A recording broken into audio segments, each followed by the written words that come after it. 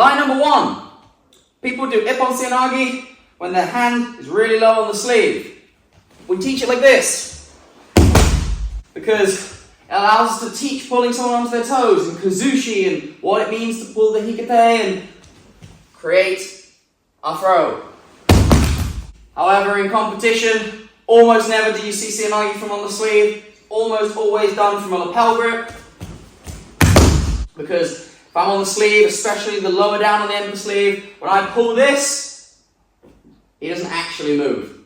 Okay, realistically, yes, I can pull with this hand, but he can pull down. He has so much more control of this arm and in turn this shoulder. Seoi is all about me controlling this shoulder, pinning that shoulder to me. If I'm here, yeah, I can try and pull him in here, but this requires so much pull and so much effort that there are better things I can do.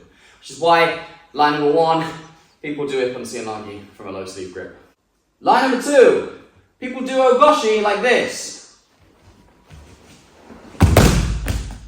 Again, goshi we teach at the start of judo because it's very easy to teach without a gi, and we don't need to explain much about kumikata. We can just explain the hand comes around the back, I put my hips on their hips, and I turn.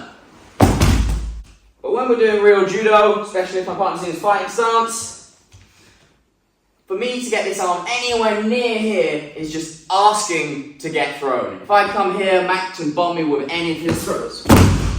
I'm not saying that goshi isn't done, but I'm saying it's not done on the far side shoulder. Most commonly as a righty, I'm either going to do this against lefties. By here, I'm still able to pull his shoulders in, I'm still able to step into this space. Because the side that I'm attacking is the near side shoulder or near side hip.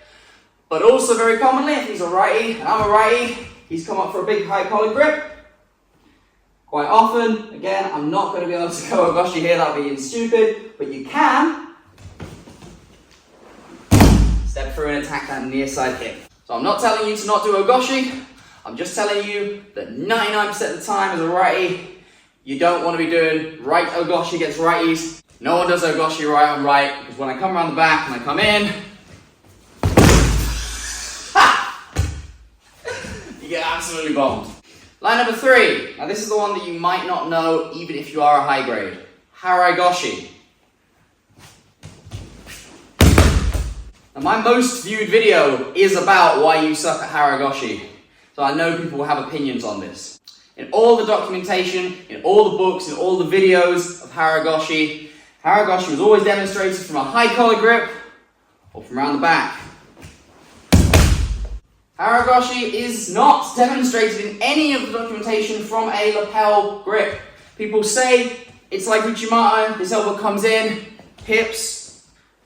I'm sure there are people who can do this, especially against other people of lower grade, lower skill level, but realistically, in the IGF, in old-fashioned proper judo, it was never done from the lapel, it's always done from high collar or around the back. What's that?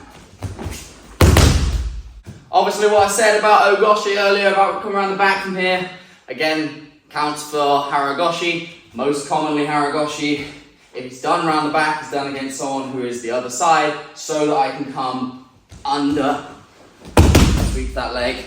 It's very rarely done for me reaching over and coming in, because it leaves my shoulder behind, it leaves my arm behind. Once again, to say thanks to Max for letting me throw him a couple of times in this video. He's going to bomb me with his favourite throw.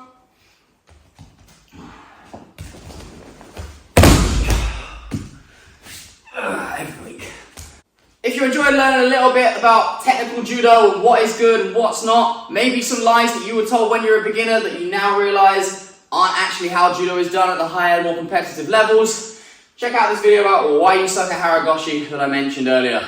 But until then, if you want to follow me on my blind judo journey into international visually impaired judo, please make sure to like, comment, share and subscribe. Soromade.